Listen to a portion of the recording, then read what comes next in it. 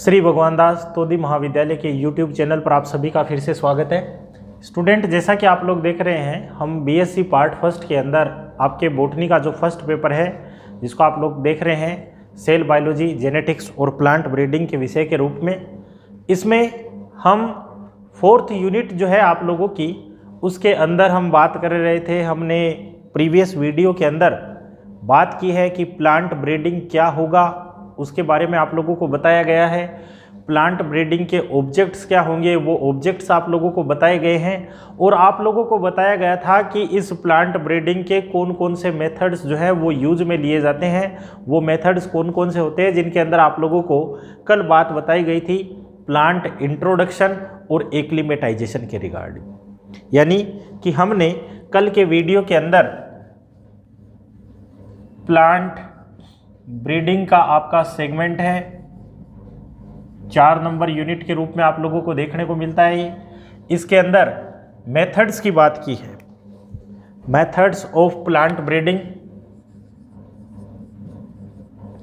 Methods के अंदर आप लोगों ने देखा है कि हमने प्लांट इंट्रोडक्शन, एक्लिमेटाइजेशन एक मेथड, दूसरा मेथड हमने सिलेक्शन के बारे में, हाइब्रिडाइजेशन के बारे में, पॉलीप्लॉइडी के बारे में और म्यूटेशन के बारे में आप लोगों को बताया है कि ये मेथड आप लोगों को देखने को मिले थे। और इन मेथड के रिगार्डिंग आप लोगों को बताया गया है कि यहाँ से आपके शॉर्ट डिटेल टाइप क्वेश्चन बनते हैं, जो कि 3 नंबर के क्वेश्चन के रूप में आप लोगों को एग्जाम पेपर के अंदर देखने को मिलते हैं। यहाँ पर हम बात कर रहे थे आपका फर्स्ट मेथड, जो कि आप लोग कह रहे थे प्लांट इंट्रोडक्शन एंड एक्लिमेटाइजेशन। पादप पूर्व स्थापन और दशानुकूलन क्या होता है, इसके बारे में आप लोगों को बताया गया था। तो हमने बात की है कि प्लांट इंट्रोडक्शन क्या होगा। आपने जाना है कि एक पौधे को एक स्थान से दूसरे स्थान पर किस प्रकार से शिफ्ट किया जाता है। और इसके अंदर मोस्टली आप लोगों ने जाना था कि हमने एक तो एक्जोटिक कलेक्शन की बात की थी और एक हमने इंडिजिनस कलेक्शन की बात की थी। दूसरा आपने देखा है कि यही इंट्रोडक्शन आप लोगों को 2 रूपों में देखने को मिला था, प्राइमरी इंट्रोडक्शन, सेकेंडरी इंट्रोडक्शन क्या होते हैं, ये सब कुछ बात आप लोग देख चुके हैं। आज के इस वीडियो के अंदर हम बात करेंगे इसी प्लांट इंट्रोडक्शन के सेगमेंट के अंदर आप लोगों को देखने को मिलेगा कि इंडिया के अंदर ऐसी कौन सी ब्रांच है जो कि प्लांट इंट्रोडक्शन के रिगार्डिंग काम करती है। इसके अंदर आप लोग देखेंगे कि हमें देखने को मिलता है NBPGR। इसकी फुल फॉर्म आप लोगों को ध्यान में रखनी है। इसकी फुल फॉर्म के रिगार्डिंग आप लोगों को क्वेश्चन पूछा जाता है तो आप लोग कहेंगे national bureau of plant genetic resources. ये आप लोगों को ध्यान रखना है कि NBPGR की फुल फॉर्म क्या होती है, national bureau of plant genetic resources. और ध्यान दें, इसका हेडक्वार्टर आप लोगों को दिल्ली के अंदर देखने को मिलेगा। तो इंडिया के अंदर प्लांट इंट्रोडक्शन से रिलेटेड काम जो है वो इस संस्था के द्वारा किया जाता है, NBPGR के द्वारा किया जाता है। NBPGR का मतलब क्या होता है, ये आप लोगों को ध्यान में रखना है। अब ये NBPGR प्लांट इंट्रोडक्शन के लिए कौन कौन से स्टेप्स को दोहराएगा, या कौन कौन से स्टेप्स जो हैं वो दोहराए जाते हैं, कैसे स्टेप के थ्रू प्लांट को इंट्रोड्यूस किया जाता है, उनकी हम लोग बात करें तो आप कहेंगे कि ये जो NBPGR है ये पहला काम करेगा प्रोक्योरमेंट। फिर नेक्स्ट सेकेंड नंबर पर क्वारंटीन, थर्ड नंबर पर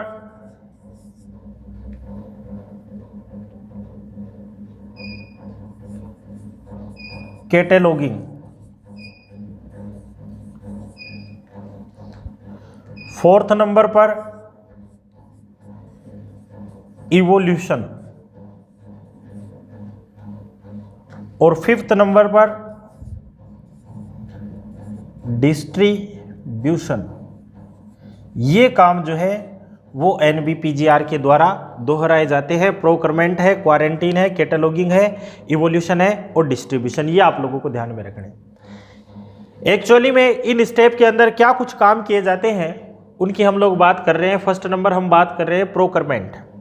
प्रोक्योरमेंट के अंदर ये एजेंसी ये देखती है कि कौन से एरिया के अंदर किस प्लांट को हम इंट्रोड्यूस करना चाहेंगे, यानी कि किसी प्लांट का सिलेक्शन किया जाता है, जिसको इंट्रोड्यूस किया जाता है, वो सारा का सारा आप लोगों का इस स्टेप के अंदर किया जाता है प्रोक्योरमेंट के अंदर।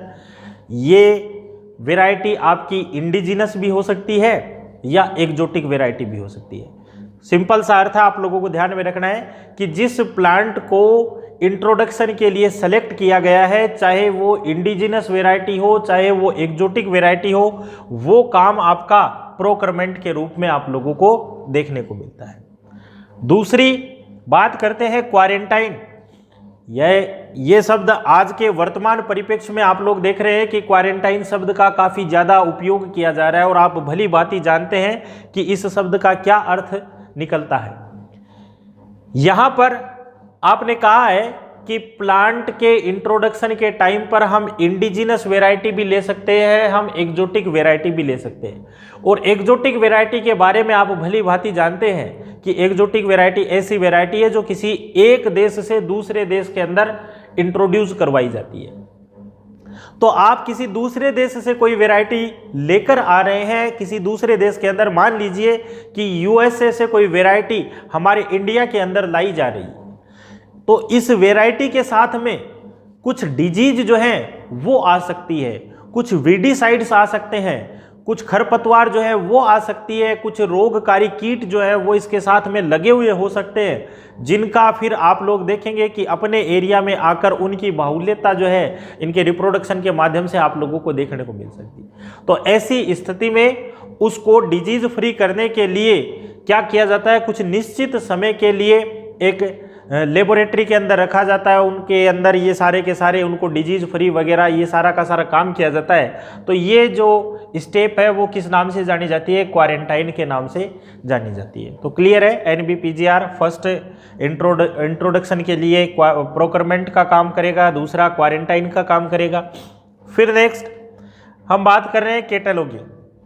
कैटलॉगिंग का मतलब ये है कि ये संस्था जब किसी प्लांट को इंट्रोड्यूस करवा रही है तो उसका डेटा जो है वो स्टोर करेगी। अब ये डेटा किस प्रकार से स्टोर किया जाना है कि भाई वो एक्जोटिक वैरायटी है या वो इंडिजिनस वैरायटी है, किस एरिया से आ रही है और किस तरह से इसके अंदर क्या क्या कैरेक्टर्स आप लोगों को देखने को मिल रहे हैं, उनके बोटनिकल नेम वगैरह से रिलेटेड भी जानकारियाँ हो सकती है। तो उनकी पूरी डिटेल जो है उनके माध्यम से एक कैटलॉग बनाई जाती है, जिसको हम लोग क्या कह रहे हैं, कैटलॉगिंग के नाम से जानते हैं। तो तीसरा स्टेप जो है इसका ये दोहराया जाता है, ये आप लोगों को ध्यान में रखना है। नेक्स्ट आप कह रहे हैं इवोल्यूशन का काम किया जाता है। इवोल्यूशन के अंदर ये देखा जाएगा कि भाई हम किसी वैरायटी को लेकर आ रहे हैं, उसको इंट्रोड्यूस करवाना चाह रहे हैं, तो इस वैरायटी के अंदर क्वालिटी और क्वांटिटी का टेस्ट किया जाएगा। NBPGR ऐसे पौधे को क्या करेगा, एक निश्चित एरिया के अंदर कल्टीवेट करेगा और कल्टीवेट करने के बाद में उनके अंदर मेजरमेंट करेगा कि इनके अंदर क्वालिटी के कैरेक्टर कैसे हैं, इनके अंदर क्वांटिटी के कैरेक्टर कैसे हैं। उन कैरेक्टरों को जांचना परखना, ये क्या है, इवोल्यूशन के रूप में आप लोगों को देखने को मिलता है। तो इवोल्यूशन का काम जो है वो इस संस्था के द्वारा किया जा रहा है। फिर नेक्स्ट आप कह रहे हैं डिस्ट्रीब्यूशन। डिस्ट्रीब्यूशन के अंदर देखिए क्या होगा, जब आपकी प्लांट वैरायटी क्वालिटी और क्वांटिटी के टेस्ट के अंदर स्टैंडर्ड साबित हो जाती है, उसको प्रमाणीकरण मिल जाता है, एक नई वैरायटी के रूप में लॉन्च करने लायक वो हो जाती है, तो ऐसी स्थिति में उस वैरायटी का क्या किया जाता है कि उसकी कई प्रोजेनिया बना ली जाती है, कई सारे उनका क्या कर लिया जाता है, प्लांट के फॉर्म जो है वो तैयार कर लिए जाते हैं और उसके बाद में उसको नई वैरायटी के रूप में लॉन्च किया जाता है। किसानों को उनके अंदर डिस्ट्रीब्यूट कर दिया जाता है कि भाई ये प्लांट वैरायटी आप काम में ले और इनसे आप कल्टीवेशन करें और फूड प्रोडक्शन को ज़्यादा से ज़्यादा मात्रा के अंदर पैदा करने का काम करें। तो ये सारे के सारे काम जो हैं वो आपके NBPGR national bureau of plant genetic resources काम करता है। तो इंट्रोडक्शन क्या होता है, कितने टाइप का होता है, कौन सी संस्था है जो कि इंट्रोडक्शन से रिलेटेड काम करती है, और ये संस्था किस किस स्टेप को दोहराती है इंट्रोडक्शन के लिए, ये सारा आप लोगों को ध्यान में रखना है। दूसरी बात,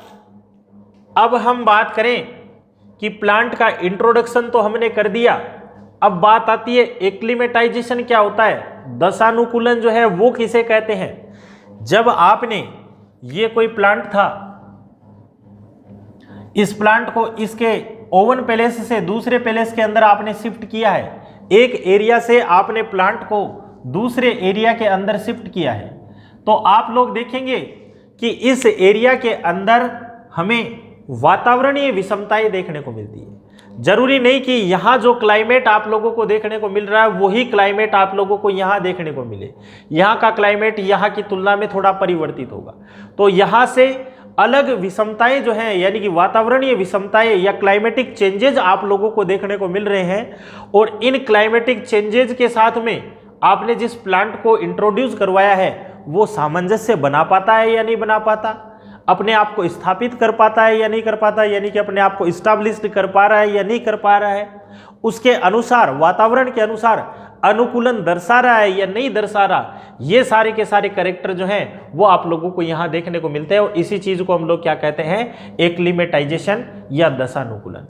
एक्चुअली में दशानुकूलन क्या है कि पौधे को जब हम एक स्थान से दूसरे स्थान पर पहुंचाते हैं तो वह वहां की वातावरणीय विषमताओं के साथ में सुगमता से अपने आप को प्रतिस्थापित कर लेता है, अनुकूलन प्रदर्शित कर देता है, तो उस दशा को हम एक्लिमेटाइजेशन या दशानुकूलन के नाम से जानते हैं। क्लियर है, प्लांट इंट्रोडक्शन क्या होगा, एक्लिमेटाइजेशन क्या होगा। अब इसके बाद में हम बात करेंगे कि इस प्लांट इंट्रोडक्शन और एक्लिमेटाइजेशन के मेरिट्स और डीमेरिट्स क्या होंगे, यानी कि प्लांट इंट्रोडक्शन जो है इसके क्या गुण हैं, क्या इसके दोष जो हैं वो आप लोगों को देखने को मिलते हैं। तो पहले हम बात करते हैं merits of plant introduction and acclimatisation.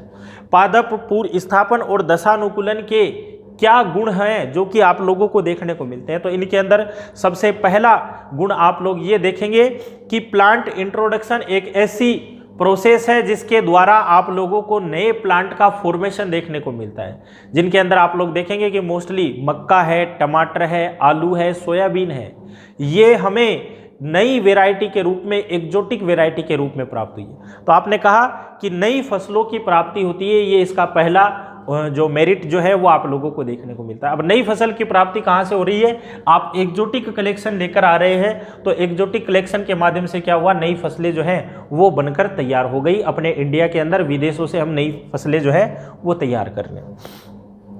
दूसरा, प्लांट इंट्रोडक्शन के अंदर आपने कहा है कि यहाँ पर हमें सेकेंडरी इंट्रोडक्शन देखने को मिलता है, जिसके अंदर आप लोगों ने देखा है कि हमने हाइब्रिडाइजेशन का काम करवाया।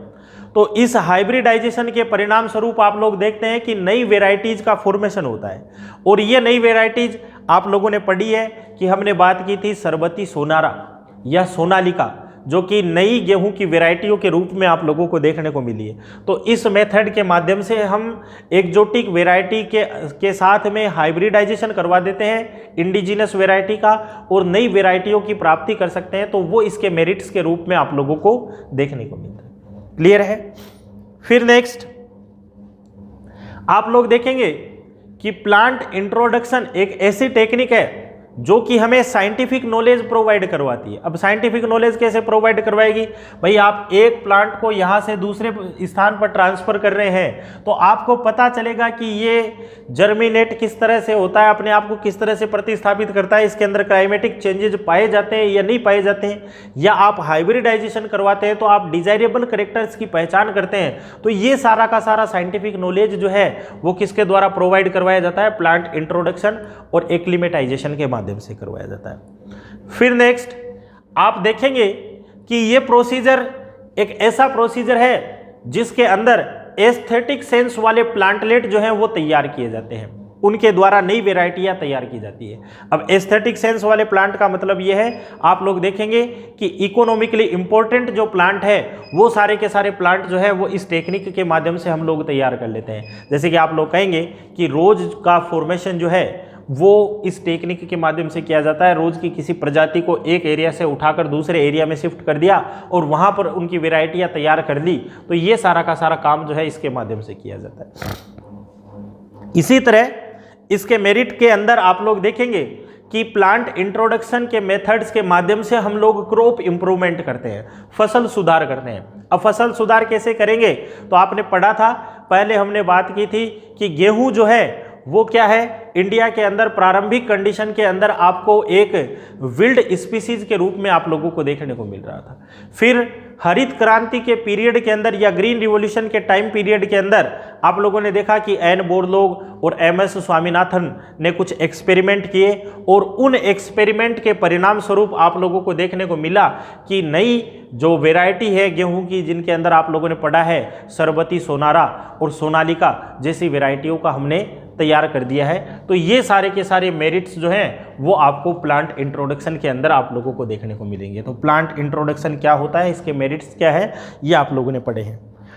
अब हम बात करें प्लांट इंट्रोडक्शन और एक्लीमेटाइजेशन जो है इसके दोष क्या होंगे, डीमेरिट्स जो हैं वो क्या होंगे। तो देखिएगा, आपने कहा है कि प्लांट इंट्रोडक्शन के अंदर हम एक्जोटिक कलेक्शन को भी काम में लेते हैं, इंडिजिनस कलेक्शन को भी काम में लेते हैं। जब हम एक देश से कोई प्लांट वैरायटी दूसरे देश के अंदर ट्रांसफर कर रहे हैं तो आप लोग देखेंगे कि इस प्लांट वैरायटी के साथ में कोई डिजीज फैक्टर जो है वो जा सकता है। अगर आप स्टैंडर्ड टेस्ट न करें, आप उनको क्वारंटीन पीरियड में न रखें, डायरेक्टली आप उसको ट्रांसफर कर दें, तो आप लोग देखेंगे कि डिजीज का जो फैक्टर है वो अपने एरिया के अंदर डेवलप हो सकता है। जैसे कि आप लोग कहेंगे कि लेट ब्लाइट ऑफ पोटैटो जो डिजीज है वो फाइटोफोरा के कारण आप लोगों को देखने को मिलती है, और ये फाइटोफोरा जो है वो एक्जोटिक कलेक्शन के परिणाम स्वरूप जो है वो देश के अंदर आप लोगों को एक नई डिजीज के रूप में आप लोगों को देखने को मिलता है। तो ये एक दोष के रूप में है कि भाई एक्जोटिक कलेक्शन के साथ में कोई भी डिजीज जो है वो आ सकती है और वो डिजीज अपने एरिया के अंदर किसी भी प्लांट के अंदर डिजीज क्रिएट कर सकती है, और डिजीज के परिणाम स्वरूप आप लोगों को पता है कि उस प्लांट के लाइफ साइकिल जो है वो बाधित होगा, और लाइफ साइकिल बाधित होगा तो आप लोग देखेंगे कि फूड का प्रोडक्शन जो है वो भी बाधित होगा और प्रॉपर मात्रा में फूड प्रोडक्शन जो है वो नहीं हो पाएंगे। तो ये इसका डीमेरिट जो है वो आप लोगों को देखने को मिलेगा। दूसरा, आपने कहा कि हम एक्जोटिक कलेक्शन को ही काम में ले रहे हैं, तो एक्जोटिक कलेक्शन काम में ले रहे हैं तो इसके साथ में कुछ वीडिसाइड्स भी आ सकते हैं, खरपतवार नाशी जो हैं वो भी इसके साथ में आ सकते हैं। जैसे कि आपने कोई एक प्लांट आप किसी दूसरे देश से लेकर आ रहे हैं और उसके साथ में छोटे छोटे खरपतवार नाशी लगे हुए हैं उस प्रॉपर मिट्टी के अंदर, और आपने उसको ट्रांसफ़र कर दिया तो वो उस एरिया के अंदर पनप जाते हैं, जिसके अंदर आप लोग देखेंगे कि मोस्टली आप लोगों को पार्थीनियम घास है या आर्जिमोन है, ये मोस्टली यूएसए से आई। इंडिया के अंदर यूएसए से कोई एक्जोटिक कलेक्शन लिया गया, उस कलेक्शन के माध्यम से आप लोग देखेंगे कि आपका पार्थीनियम और आर्जिमोन जो है वो यहाँ पर आया है, और उनके परिणाम स्वरूप आज के टाइम पीरियड में आपको ये प्लांट जो है अबंडेंस के अंदर या काफ़ी ज़्यादा बाहुल्यता के अंदर आप लोगों को देखने को मिलते हैं। तो इस टॉपिक के अंदर आप लोगों ने बात की है कि प्लांट ब्रीडिंग के मेथड्स के अंदर हमने पहला मेथड पढ़ा है कि प्लांट इंट्रोडक्शन क्या होता है, पादप पूर्व स्थापन या दशानुकूलन क्या होता है, और ये किस प्रकार का होता है, इसमें किस किस प्रकार के कलेक्शन जो हैं वो किए जाते हैं, और इसको करने वाली संस्था कौन सी है, कौन कौन से स्टेप वो दोहराती है, एक्लीमेटाइजेशन क्या होता है, इसके मेरिट्स क्या होते हैं, इसके डीमेरिट्स क्या होते हैं, ये सारे के सारे आपने इस वीडियो के अंदर जाने हैं। इसके बाद में प्लांट ब्रीडिंग के मेथड्स के अंदर ही दूसरा जो मेथड है जिसके अंदर आप लोग कहते हैं कि हमें सिलेक्शन के बारे में देखने को मिलता है। सिलेक्शन क्या होता है, सिलेक्शन किस प्रकार से किया जाता है, और सिलेक्शन के अंदर हम मोस्टली किन कैरेक्टर को शामिल करते हैं जिसके परिणाम स्वरूप सिलेक्शन जैसी प्रोसीजर जो है वो दोहराई जाती है, उनका जिक्र हम नेक्स्ट वीडियो के अंदर करेंगे। आज के लिए इतना ही, धन्यवाद।